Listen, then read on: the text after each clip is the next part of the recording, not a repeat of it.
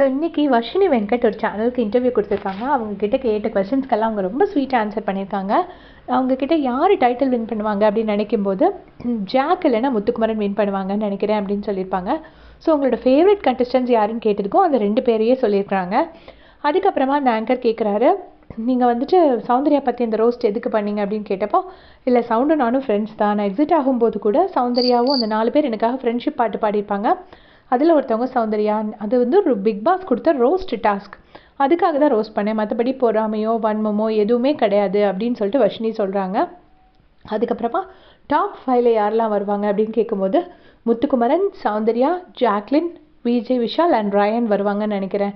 So இவங்க தான் வருவாங்கன்னு நான் நினைக்கிறேன் அப்படின்னு சொல்கிறாங்க. அப்புறம் அருணை பற்றி என்ன நினைக்கிறீங்கிறதுக்கு ரொம்ப ஸ்வீட் பர்சன், எங்கள் 2 பேர்த்தோட கெமிஸ்ட்ரி நல்லா ஒர்க் அவுட் ஆச்சு அப்படின்னு சொல்கிறாங்க. அப்புறம் முத்துவை பற்றி கேட்டதுக்கு மேல் கண்டஸ்டன்ஸில் என்னோட மோஸ்ட் ஃபேவரட் கண்டஸ்டன்ட் முத்துன்னு சொல்லலாம்.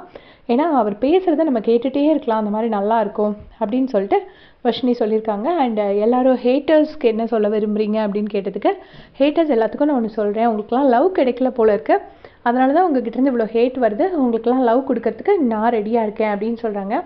அண்ட் நீங்கள் சாச்சனா பற்றி என்ன நினைக்கிறீங்கிறதுக்கு, அவங்க both matured and immatured.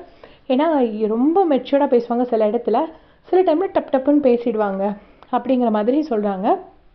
And நீங்கள் வெளியே போகலைன்னா யார் லாஸ்ட் வீக் வெளியே போயிருப்பாங்கன்னு நினைக்கிறீங்கன்னு கேட்டதுக்கு, சிவகுமார் தான் வெளியே போயிருப்பாங்க அப்படின்னு சொல்கிறாங்க. அண்ட் மக்களுக்கு ரொம்ப தேங்க்ஸ் சொன்னாங்க. நான் 2 வாரத்துலேயே போயிடுவேன்னு நினச்சேன், அதுக்கு என்னை 3 வாரம் வச்சுருந்ததுக்கே நான் ரொம்ப கிரேட்ஃபுல்லாக தேங்க்ஃபுல்லாக இருக்கேன் அப்படின்னு ரொம்ப ஸ்வீட்டாக ஒரு இன்டர்வியூ கொடுத்துருக்காங்க. இதே மாதிரி big boss contestants and updates தெரிஞ்சுக்கிறதுக்கு சேனல் சப்ஸ்கிரைப் பண்ணிக்கோங்க. தேங்க்ஸ் ஃபார் வாட்சிங்.